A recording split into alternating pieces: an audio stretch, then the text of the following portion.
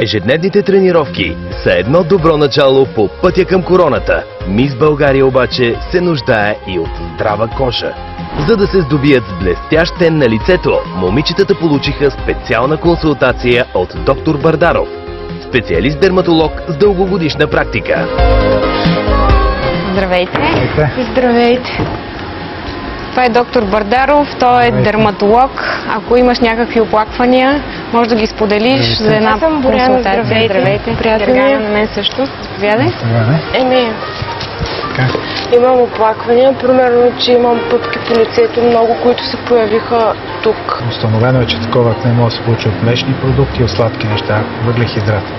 И това, което ние можем да решим този проблем, е правилно почистване и съответно себорегулиране.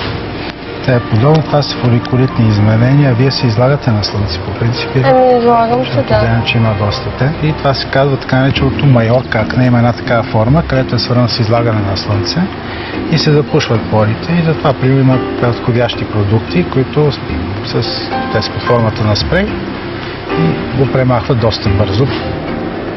Да, в случаите по-скоро тези са асаргилите, защото е доста разпалена кожа. Вече не. Вече не. В началото ме сърбеше, беше много неприятно. По-скоро е като контактен дерматит си направила сега. Това е един продукт, който е съвсем нова формула, значи той има и противовъзпалително действие. И сутрин, като стане, ми е доста суха, имам чувството, нали, доста опъната, но тук аз вече с спирт се мажа. Това е много грешно. А защо с спирт? Това значи трябва да има някакъв проблем, за да го правиш с спирт. Заради, нали, да я изчиствам малко, не знам и аз. Значи проблема е, че една кожа, тя не е добре нито спирта, защото той много обезмаслява. Също и прекаленото омазняване не е добре, защото може да запуши порите.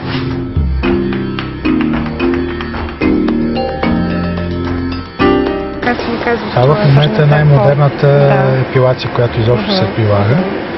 Super Hair Removal in Motion, т.е. движение се прави. Цял свят се Цял свят в момента, да. Добре, къде може да се направят тези процедурки? Идвате Spectro Aesthetics и правите процедурите. Суетата е любимият ми грях, казва самият Ал Пачино в ролята на дявола.